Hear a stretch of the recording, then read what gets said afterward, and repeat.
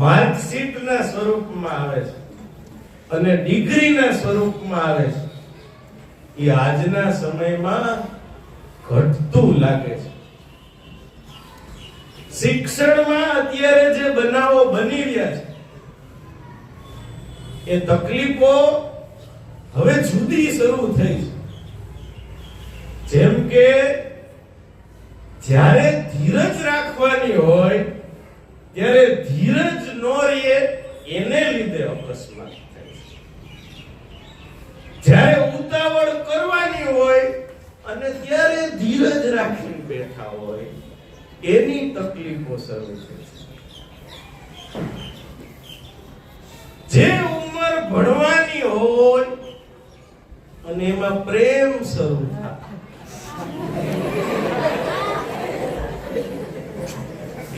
એની તકલીફો શરૂ થાય. એટલે આ દરેક બાબતો જોઈ વિચારી અને આજની જે વાર્તા છે એ મૂલ્ય શિક્ષણની બહુ અગત્યની વાર્તા, ચારિત્ર્ય ઘડતરની એક વાર્તા હું તમને કહેવા માટે બેઠો. ગમે એટલા વિદ્યાર્થી હોશિયાર હોય, સંસ્કારી હોય, પણ મૂલ્ય શિક્ષણ એટલે કે એના સંસ્કારિતા શાળા દ્વારા ન આપવામાં આવે અને સમયાંતરે માતા પિતા દ્વારા જો એ સંસ્કાર રેડવામાં ન આવે તો માર્કશીટ અને ડિગ્રીની કોઈ વેલ્યુ નથી. અને તમે જોઈ રહ્યા છો કે સમાજમાં કેટલાય હોશિયાર વ્યક્તિઓ એ રખડી પડે છે, એને કોઈ બોલાવતું નથી. કોઈ નોકરીએ રાખે તો થોડોક ટાઈમ રાખે, વળી પાછું કાઢી મૂકે. એટલે ચારિત્ર્ય ઘડતર. એક શાળામાં એક દીકરી અભ્યાસ કરે અને બહુ ડાય દીકરી, અતિ ડાય દીકરી. કે આપણે કોઈ સારા વ્યક્તિએ, સજ્જન વ્યક્તિએ એને બોલાવવાની ઈચ્છા થાય, બેટા કેમ છો, તારા મમ્મી પપ્પા શું કરે છે, એવી ડાય દીકરી. અને હિનાટાબેન એને માર્ક બહુ સારા આવે. 30 માર્કની ટેસ્ટ લીધી હોય ને તો 88 માર્ક આવે, 29 માર્ક આવે. અને મોટા ભાગે તો 30 માંથી 30 જ આવે. ક્યાં અડધો માર્ક કાપવો ને ઈ વિચારવું પડે, એવી ડાય. બહુ સરસ રીતના અભ્યાસ ચાલુ. એ દીકરી એવી ડાય કે એને ઈ ખબર પડે કે મારે બેનપણીઓ કેવી કેવી કરવી જોઈએ. એને બેનપણીનું ગ્રુપ સરસ અને બહુ સરસ રીતના અભ્યાસ કરી. અને એના મમ્મી પપ્પા છે ને બહુ સતત, આપણે જેને કહેવાય ને કે જે જ્યારે જે વસ્તુ માંગે એ મળી જાય, એટલા એના મમ્મી પપ્પા સતત. પ્રદીપ સાહેબ એટલા સતત. પ્રદીપ સાહેબ નું ધ્યાન છે ને. હા, એટલે દીકરીને માર્ક બહુ સારા આવે, આટલી ડાય દીકરી. પછી માતા પિતાને તો એમ થાય ને કે મારી દીકરીને કંઈક આપણે સારી રીતના રાખીએ. એટલે એના પપ્પાને એવો વિચાર આવ્યો કે આપણે એને મોબાઈલ દઈએ. શું દઈ? મોબાઈલ. કારણ કે દીકરી તો ડાય, સંસ્કારી, બધી જ ખબર પડે. એટલે પપ્પાને તો એમ કે ભાઈ એને મોબાઈલ વાપરવાની ખબર પડે, એ ચોક્કસ વાત છે. એટલા પૂરા વિશ્વાસથી અને એ મોબાઈલ આપ્યો. આ મોબાઈલમાં શું, રોજ એ દીકરી સરસ મજાના પેલા એજ્યુકેશન નો વિડિયો જોવે. કે ધારો કે ઉર્જાના સ્ત્રોત એવું શિક્ષકે પાઠ ભણાવ્યું, તો યુટ્યુબમાં સર્ચ મારે ઉર્જાનો સ્ત્રોત, એટલે વિડીયો આવે 4-5. અને એ દીકરી થોડું ઘણું પ્રોબ્લેમ સોલ્વ હોય, ન સમજાણું હોય તો એમાંથી જોવે અને એનું રિઝલ્ટ ધીરે ધીરે વધવા માંડ્યું. અને એના પપ્પાને એમ કીધું કે વાહ, તમે મને આ મોબાઈલ દીધો તો હું સરસ મજાનો એનો ઉપયોગ કરું છું અને મારું પરિણામ ખૂબ સારું આવે છે. પછી હોમવર્ક છે એ આવતું હોય, પછી એકાદ દિવસ તબિયત ખરાબ હોય તો હોમવર્ક આપ્યું હોય કે સ્વાધ્યાય પોથી હોય એ લખવાનું રહી ગયું હોય તો અન્ય એની બેનપણી પાસેથી મગાવી લે, ફોટાના માધ્યમથી લખ. આવું સરસ રીતના બધું કામ ચાલતું, બહુ સરસ રીતના કે એનો ઉપયોગ, એનો રિઝલ્ટ. પણ એક દિવસ સાંજના 6 વાગે ગુડ ઇવનિંગ નો મેસેજ આવ્યો.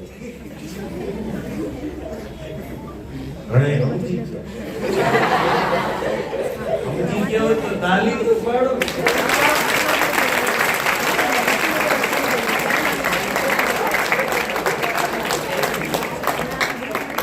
નંબર. અને આ દીકરી શોક થઈ ગઈ, એને ડર લાગ્યો કે આ મારે કેમ મામલો WhatsApp માં રિપ્લાય આપો. દીકરી એક દિવસ કઈ જવાબ જ ન આપ્યો. બીજે દિવસે 6:30 ગુડ ઇવનિંગ.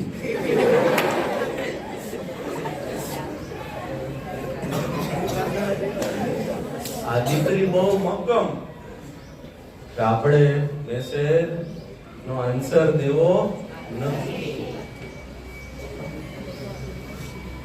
પણ ત્રીજે દિવસે 7:30 મેસેજ આવ્યો, ગુડ ઇવનિંગ. પ્રદીપ સાહેબ,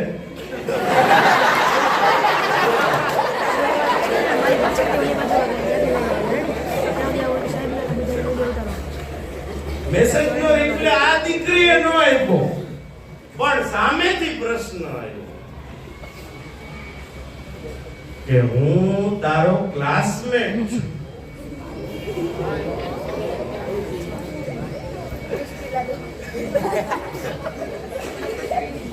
અને મારે આજ હોમવર્ક શું આપ્યું તું ને મને યાદ નથી. એટલે તું મને કે. આ દીકરીને એમ થયું આટલું આપણે સારા સંસ્કારી છીએ અને આપણે ડાય છે તો આપણે એમને જવાબ આપીએ અને એનું સારી રીતે હોમવર્ક પૂરું કરે. આ દીકરીએ હોમવર્ક નો લખાણ કરી અને સેન્ડ કરી. એટલે એક દિવસ આવ્યો, બીજે દિવસે 8 વાગે મેસેજ આવ્યો, ગુડ ઇવનિંગ.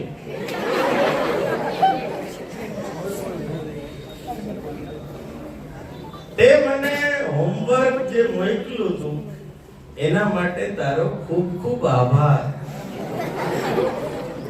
કારણ કે મને સર જે હોમવર્ક આપ્યું હતું એનું મને હોમવર્ક પૂરેપૂરું કર્યું ને એટલે મને કોઈ ખીજાણું નહીં. પછી તો રોજ જો આમ મેસેજ આવે, ગુડ મોર્નિંગ, ગુડ આફ્ટરનૂન અને ગુડ ઇવનિંગ. અમે આ message good morning, good afternoon અને ગુડ દીકરી ડાય. પણ એને ઉંમર પ્રમાણે લાગણીઓ શરૂ.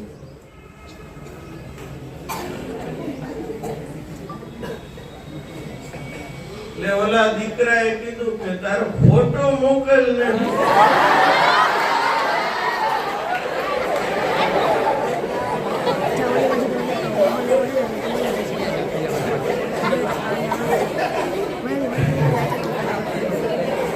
એટલે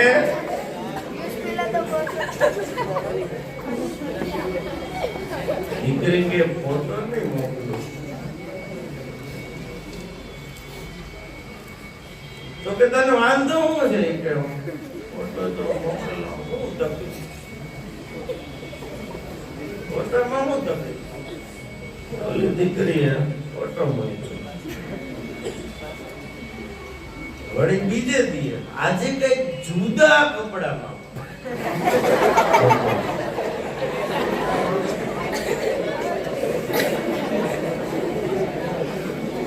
ત્રીજે દીએ ચોથે દીએ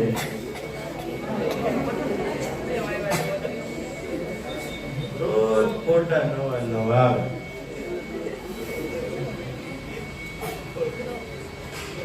એટલે આ ફોટો આટલો બધો હારો નથી લાગતો. એક હારો ફોટો મોકલે. હારો ફોટો એટલે તમે બધા સમજી શકો છો.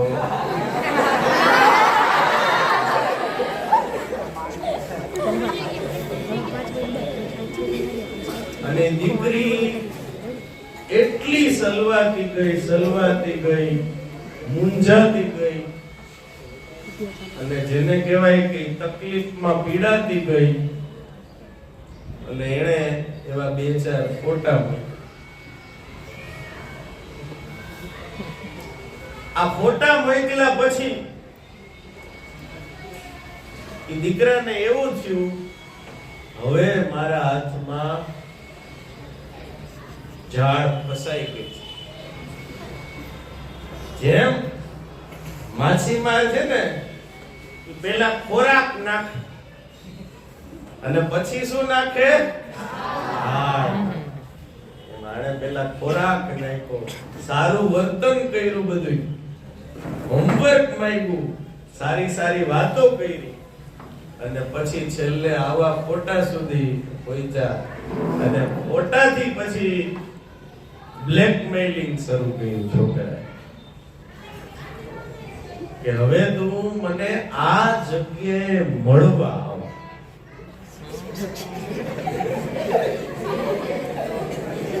જો આ જગ્યાએ મળવા નહીં આવ તો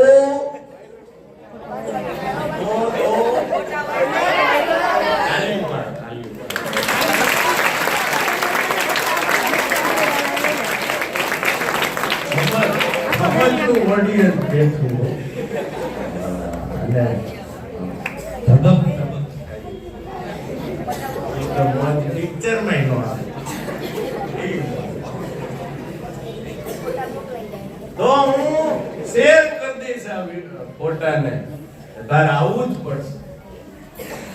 અને આ દીકરી મૂંઝાણી કે હું તો સલવાઈ ગઈ. આવું તે મને ખબર જ નહોતી. આટલી હદે આ દીકરો આવો નીકળશે ને આટલી હદે મારું શોષણ કરશે, તકલીફો પડશે, આવું થશે, મને ખબર જ નથી.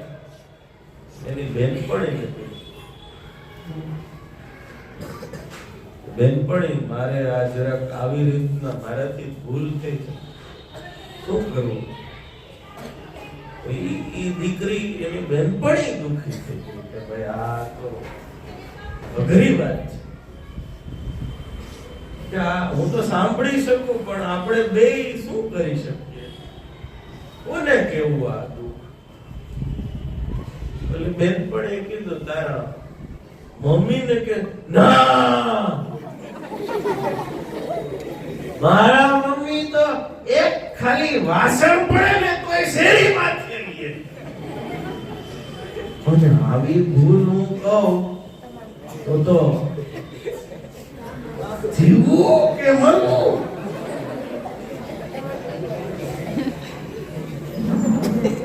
આ નો કહેવાય. તો કે તારા પપ્પાને કે પપ્પા તો બંડલમાં પડ્યા છે. મમ્મી બેન પપ્પા તો પૈસાના બંડલમાં પડ્યા. કેમ મોટો બંગલો થઈ જાય, કેમ આપણે મર્સિડીઝ ઓડી જેવી મોટી ગાડી આવી જાય, એને તો સાંભળવાનો ટાઈમ જ નથી. તો પપ્પાને તો જિંદગીમાં કોઈ દી ન. આ દરેક વિડીયોના માધ્યમથી પપ્પાને આડકતરી રીતના ટકોર કરું છું, સમજી જાજો. પપ્પાને ટાઈમ જ નથી. કે પપ્પાને તો સ્કૂલ ઘણી વખત પ્રોત્સાહિત કરવા બોલાવતી હોય કે 30 માંથી 30 માર્ક આવ્યા છે તો તમારી દીકરીને પ્રોત્સાહિત કરવાના કાર્યક્રમમાં આવો, તોય ન થાવ. તો મારે કેમ કેવું હે? તો કે શું? તો કે હું તો સલવાઈ ગઈ છું. અને આ દીકરી કોઈને નહીં કહેવા, કોઈને કઈ કીધું નહીં, કારણ કે એક તો એને બહુ ભારે દુઃખ કે કોને કેવું, મારું કોઈ સાંભળશે અને સાંભળીને મારું થઈને પ્રોબ્લેમ કોણ સોલ્વ કરશે? કદાચ મારો પ્રોબ્લેમ વધારશે તો ઈ એમ કહેશે તો કે તું જ ખોટી છો, તારી ભૂલ છે. હા, દીકરી કે મારી ભૂલ છે, પણ મારી સાથે જે કૃત્ય થયું છે એ પહેલી ભૂલ મારી નથી. મેં તો સારા માટેથી મેસેજ કર્યા હતા, મદદ માટેથી મેસેજ કર્યા હતા, પણ આ સ્થિતિ આખી બદલી ગઈ એટલે એને ડર લાગતો તો કોને કેવું. અને આ દીકરી કોઈ ન કહી શકી. અને જે દીકરાએ જે સ્તર ઉપર જવાનું હતું એ દીકરી એ સ્થળે ગઈ, અને જે ન થવાનું હતું એ દરેક પ્રકારનું કૃત્ય થયું. તમે મોટા છો, સમજી શકો એમ છો, એટલે મારે લાંબી મોટી વાત નથી કરવાની, પણ દરેક પ્રકારનું અસભ્ય વર્તન થયું. અને જે ઉંમરમાં જે કંઈ કરવાનું ન હોય એ દરેક પ્રકારનું કૃત્ય. અને પછી તો દિન દહાડે એ શૈતાન જે વ્યક્તિ હતો એને આ દીકરીનો પૂરેપૂરો લાભ લીધો. અને પછી એની બેનપણીએ એમ કીધું કે તું નો કે તો તારી મમ્મીને હું કહું. એની બેનપણીએ એને એનાથી જોવાતું નથી. સાચી બેનપણી હોય ને એને થોડું દુઃખ જોઈ શકે. રોજ એની બેનપણી એની હારે રહીએ, એની તકલીફોમાં એને પૂછા રાખે, અને જે સલવાતી ગઈ અને તકલીફોમાં પડતું રહ્યું, માર્ક ઓછા આવવા માંડ્યા, કોઈ દીકરી સાથે બોલી ન શકે કાંઈ. દર્શના મેડમ જેવા શિક્ષકો હોય તો એના માતા પિતાને બોલાવ્યા કે તમારા દીકરીના માર્ક કેમ હમણાં 3-4 અઠવાડિયાથી ઓછા થતા? તો કે અમે તો અમારી તો કઈ ધ્યાન, અમે જે પ્રમાણે પહેલેથી રહી છે એ પ્રમાણે ચાલુ છે, એમાં તકલીફ અમારી કઈ નથી. પછી એના મમ્મી એને ખીજાય, કેમ ધ્યાન નથી દેતી?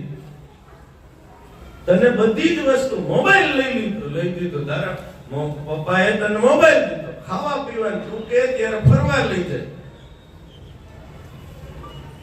પણ કોઈ એને પ્રેમ પૂર્વક ન પૂછે દીકરી આ શું. પછી એની બેનપણી કે આજ તો હું જાઉં તાર મમ્મી પાસે. એટલે કે ના ના ના ના, તો મારું આવી બનશે, એના કરતા તું એક કામ કર, તું મારી ભેગી આવ, મને સથવા દો.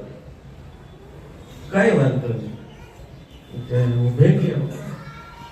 બેનપણી એની ભેગી જાય છે અને એના મમ્મીને વાત કરે છે કે આ દીકરાએ મારી સાથે આટલી હદે આવું પ્રકારનું કૃત્ય કર્યું.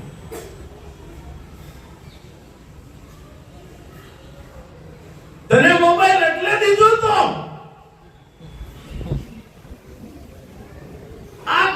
દીધો તો. એટલે મમ્મીનો તો સ્વભાવ આપણે અગાઉ વાત કરી, તારી જ ભૂલ છે, તું જ આવી છે. મને ખબર છે કે એની કઈ ભૂલ જ નહીં હોય. એની બેનપણી કે ના ના તમે સાંભળો, પેલા એને સાંભળો. પછી દીકરીએ પહેલેથી વાત કરી કે મને ગુડ મોર્નિંગ ના મેસેજ થી ચાલુ થયું હતું, પણ 3 દિવસ મેં કોઈ જવાબ નહોતો દીધો. પણ એને મને હોમવર્ક નું કીધું એટલે મેં જવાબ દીધો. અને ધીરે ધીરે પછી હું આવા મેસેજ થી મને એમ થયું કે ગુડ મોર્નિંગ, ગુડ આફ્ટરનૂન ને ગુડ ઇવનિંગ ના મેસેજ કરી. ધીરે ધીરે ફોટા મોકલવાનું સારું. ભૂલ મમ્મી મારી છે, પણ પહેલી ભૂલ મેં નથી કરી. ખોટું વર્તન કરવાનું કે ખોટી બાબત કરવાની ભૂલ મેં નથી કરી. એ ભૂલ ત્યાંથી શરૂ થઈ. અને હું મારા ઉંમરના અને મારા આવેશમાં મારાથી ભૂલ થઈ. પછી એના મમ્મીએ સાંભળ્યું અને કે હવે આપણે શું કરશું? તો બેટા આપણે તો નિર્ણય કઈ ન લઈ શકીએ. આપણે પપ્પાને વાત ના, પપ્પાને નહીં, પપ્પા પાસે ટાઈમ જ નથી. પપ્પાને હું કઈ મારી સંસ્કારિતા શું છે, હું કેટલી ડાય છું, હું ભણું છું શું, મારા માર્ક કેટલા આવે એને કઈ ખબર જ નથી. પપ્પા કેમ સોલ્વ કરશે? તો કે ના બેટા હું સમજાવીશ પપ્પાને અને આપણે સોલ્વ કરશું. એના મમ્મીએ એના પપ્પાને વાત. પપ્પા કે તમે આવું બધું થઈ ગયું કે મોબાઈલ કે લઈ દીધો તો મેં સારી બાબતમાં લઈ દીધો, તો આવું કઈ કરવાનું હતું? તો કે હવે શું કરશું? તો એના મમ્મીને એની દીકરી કે તમે પોલીસ સ્ટેશને જાઓ અને ફરિયાદ નોંધાવી. મારું તો છાપામાં નામ આવે તો હું કેવો લાગે? કેવો મોટો બિઝનેસમેન છું, મારું છાપામાં નામ ચડે તો હું કેવો લાગે? હું નહીં આવું. પછી એના મમ્મીએ બહુ જ સમજાવ્યા અને એના પપ્પા મમ્મી અને દીકરી ત્રણેય કમ્પ્લેન કરવા ગયા. અને પછી આ પોલીસે જે કઈ કાર્યવાહી કરી હોય, આપણે આગળ કઈ વધવું નથી એમાં, પણ દીકરી પછી એને શાંતિ મળી અને સરસ રીતના પાછું ધીરે ધીરે એનું પરિણામ આગળ આવ્યું. દીકરાઓ દીકરીઓ, અમે જે ગુરુજનો અહીંયા સ્ટેજ ઉપર તમારી સામે બિરાજમાન છીએ, એ બધાય એ ઉંમરમાંથી પસાર થયેલા છે. એ ઉંમરમાં અમે ભૂલો નથી કરી અને મક્કમપણે અમારા માતા પિતાને અમે જોઈએ રાખ્યું કે માતા પિતાના આપણા સંસ્કાર શું છે, આપણે કઈ ઉંમરમાં શું કરવું જોઈએ. આ જાગૃતતા અમારામાં સતત અમારા માતા પિતાએ રેડી, અમારા ગુરુજનો એને રેડી, ત્યારે આપણું કઈક જય જયકાર થાય. એટલે કે સારા વ્યક્તિ બની શકીએ અને સારી કારકિર્દી તરફ આપણે વળી શકીએ. અને ખાસ કોઈ પણ દીકરી આવું જ્યારે કઈ ભૂલથી કદાચ એની ભૂલ ન હોય તો ગમે ત્યારે તમને જે યોગ્ય વ્યક્તિ તમને દેખાય, સૌથી પહેલા તમારી માતા શ્રેષ્ઠ છે. માતા જેવી બેનપણી આ દુનિયામાં ન મળે. સૌથી પહેલા માતાને કહો, પછી તમને એવું લાગે કે મારી બેનપણી પણ આ મારું સારું કંઈક કરી શકે એવું વ્યક્તિત્વ તેનું. ત્રીજો નંબર તમારા ગુરુજનોમાં આવે છે. કોઈ પણ બહેનો તરીકે કોઈ ગુરુજનો તમને એવું લાગે કે મારો આ પ્રોબ્લેમ સોલ્વ કરી શકે, મને ચિંતા ઈ છે કે એ જ્યારે એકાંતમાં દીકરાને બોલાવ્યો, દીકરાએ દીકરીને બોલાવી, ઈ ક્ષણે ઘટના બનવી ન જોઈએ. પહેલી જ વખત જ્યારે ભૂલ થઈ અને ત્યારે કોઈ વ્યક્તિને એને વાત કરવા મળ્યું હોય અને ત્યારે જ પ્રોબ્લેમ સોલ્વ થઈ ગયો હોય તો એ દીકરી આટલી બધી તકલીફમાં ન મુકાય. અને એક સિક્કાની બીજી બાજુ ખાલી દીકરા જ આવા નથી. આગલી રૂમમાં જેટલા દીકરા બેઠા છે ને એને એક ટકોર કરો છો. હવે બ્લેકમેલિંગ દીકરીઓ કરે છે. હવે બ્લેકમેલિંગ દીકરીઓ કરે છે. એટલે એવી રાહ ન જોતા અમે જ મેસેજ કરીએ, સામેથી નહીં મેસેજ આવે, ગુડ ઇવનિંગ.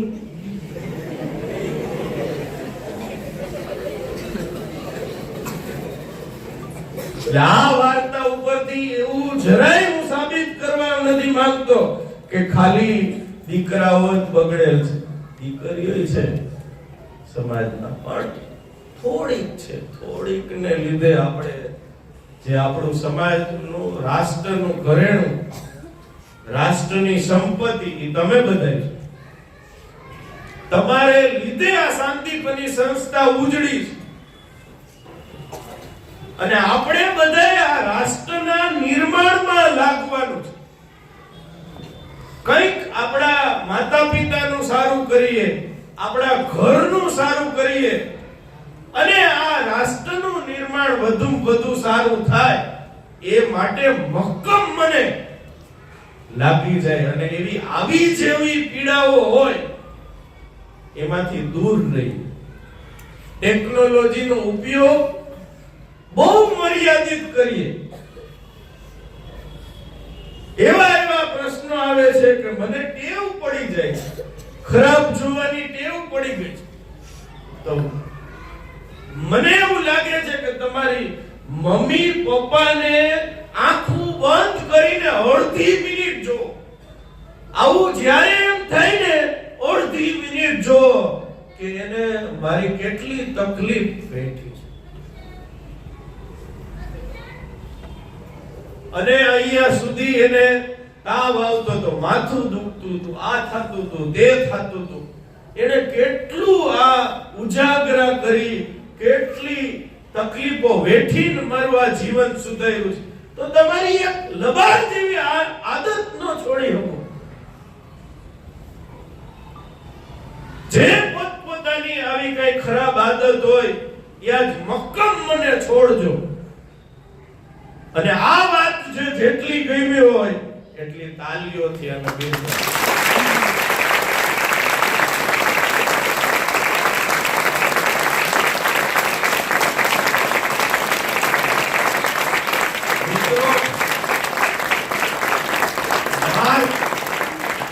અને માર્કશીટ અને ડિગ્રી આ કદાચ નહીં હોય ને, અથવા તો ઓછી હશે 2-5%, તો કોઈ દિવસ કોઈનું જીવન છે ને સારું નહીં જાય એવું તો નથી. પણ તમારા સંસ્કાર, તમારી ધીરજ, તમારું જે કહેવાય જુસ્સો, તમારી ભાઈબંધી, તમારા માતા પિતા પ્રત્યેનું સમર્પણ, તમારા ગુરુજનો પ્રત્યેનું કર્તવ્ય કે મારા ગુરુની સાથે કેમ રહેવું, કેવી રીતના વાત કરવી, જો આ નહીં આવડે ને તો કોઈ દિવસ તમે તમારી કારકિર્દી નહીં બનાવી શકો અને તમારા માતા પિતાનું સારું નહીં કરી શકો. તો આજે આ